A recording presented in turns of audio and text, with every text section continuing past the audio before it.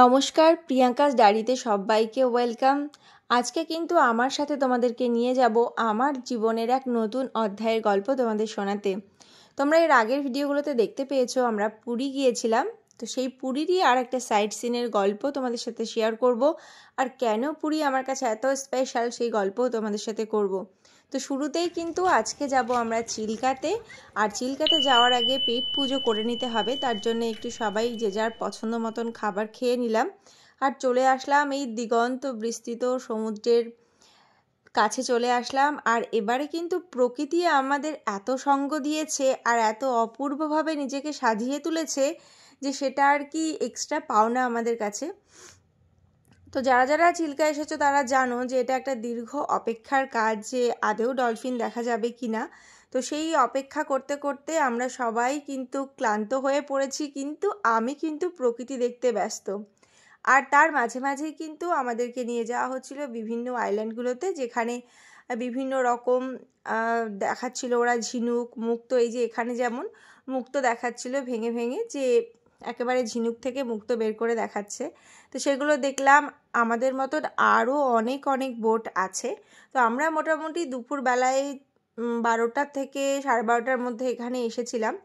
তো তারপর থেকে সবাই আমরা কিন্তু এই বোটেই রয়েছি। বোটে খাবার দাবার নিয়ে এসেছিলাম আমরা, কারণ জানতাম যে অনেকটা সময় লাগবে।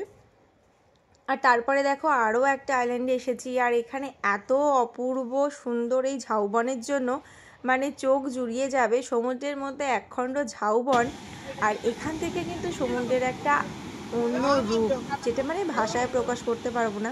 তোমরা দেখেই বুঝতে পারছো কত অপূর্ব। আর ছেলের সাথে আমিও একটু ভিডিও করে নিচ্ছি। স্মৃতি সবটাই কিন্তু থেকে যাবে হয়তো আমাদের মনের মণিকোঠায়, আর তোমাদের সাথে যেটা শেয়ার করে নিচ্ছি। তো ওখান থেকে আমরা চলে এসেছি দুপুরবেলায় সবাই রেস্ট নিয়ে। এবারে কিন্তু সন্ধ্যাবেলায় আবার বেরিয়েছি টুকটাক কেনাকাটা, খাওয়া দাওয়া। আর দেখতেই পাচ্ছ আজকে স্যান্ডার্ডে আছে কিন্তু আমার মহাদেব, আর যেটা থেকে কিন্তু চোখ সরছিলই না। সন্ধ্যাবেলা দুজনের হাতেই চায়ের কাপ আর এই যে ছানা পাশে, তো একটা পারফেক্ট ইভিনিং সমুদ্রের পাড়ে। আর এর পরে আছে দিগন্ত বিস্তৃত সমুদ্রকে শুধু উপভোগ করা। তাই তো এখানে দেখতেই পাচ্ছ সামনে সমুদ্র, আর সবাই বসে আছি। আর মাত্র 1-2 দিন থাকবো, তারপরেই তো আমাদের ঘরে ফিরে যাওয়ার পালা। আর এটা কিন্তু পরের দিন সকালবেলায় ব্রেকফাস্টের ভিডিও। আর সাথে কিন্তু টুকটাক কেনাকাটা চলতেই থাকছে, আর সমুদ্রের স্নান আমি তো নামিনি, আমি শুধু দূর থেকেই দেখেছি। আর পুরী আমার কাছে কেন স্পেশাল চলো তোমাদের সাথে সেটা শেয়ার করি। পুরীতে যখন প্রথমবার আমি এসেছিলাম তখন মাত্র বিয়ের 3 থেকে 4 দিন পরেই এসেছিলাম আমরা। তো তখন কিন্তু একটা নতুন মানুষকে আমি জেনেছি এই পুরীতে এসেই, একদম নতুন। কারণ আমার বিয়ের আগে তার সাথে আমার খুব একটা কোনোদিনও কথা হয়নি, খুব একটা কি কথা হয়নি বললেই চলে। তো তাই জন্যে পুরীতে এসে কিন্তু নতুন করে মানুষটাকে চিনেছি, জেনেছি। আর পুরীতে বিচে দেখতেই পেলে যে এই যে এখানে যে মিষ্টিগুলো, সিঙ্গারাগুলো পাওয়া যায়, সেগুলো তো সবাই জানে কতটা প্রসিদ্ধ। আর এখানে কিন্তু আমাদের সন্ধ্যাবেলায় খাওয়ার সুযোগ হয়েছিল মালপোয়া আর রাবড়ি, যেটা হচ্ছে ঠাকুরের, জগন্নাথ দেবের সন্ধ্যাবেলার ভোগ। তো এবারে গিয়ে কিন্তু এটা আমরা মানে সৌভাগ্য হয়েছে পাওয়ার আমাদের। তো এটা একটা আলাদা অনুভূতি হলো। তো যেটা বলছিলাম যে পুরী কেন স্পেশাল, তো প্রথমবারের অনুভূতিটা ছিল সেরকমই, যে নতুন করে দুটো মানুষকে জেনেছি। আর এবারে কিন্তু স্পেশাল ছেলের জন্য, কারণ তখনই আমরা ঠিক করেছিলাম যে ছেলেকে নিয়ে আসবো, তাই ছেলেকে নিয়ে এসেছি নতুন করে পুরীতে সমুদ্র দেখাতে, এবং জগন্নাথ দেবের কাছে একবার দর্শন যাতে জগন্নাথ দেবের কাছে করাতে পারি ছেলেকে, এই আশা নিয়ে। তো সেটা ফুলফিল হয়েছে, সেই জন্য ভীষণই স্পেশাল। আর মাঝে মাঝে কিন্তু খাওয়া দাওয়া, শপিং আমাদের চলছে। তো দেখতে পেলে দুপুরে কিন্তু ছিল পমফ্রেট মাছের ঝাল, ইলিশ মাছের ঝাল, আর রাত্রে ছিল মাটন।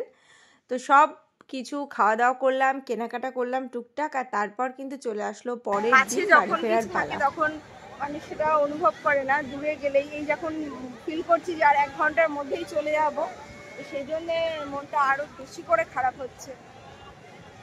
আমিও যে এতটা মিস করবো সমুদ্রকে ভাবিনি সেটা।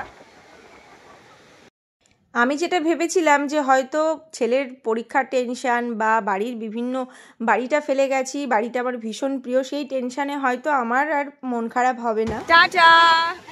হয়তো আবার কখনো না কখনো কোনো না কোনো জায়গায় দেখা হবে এখানে দেখছি সত্যি প্রচন্ড মন খারাপ হচ্ছে ছেড়ে যাওয়ার সময়।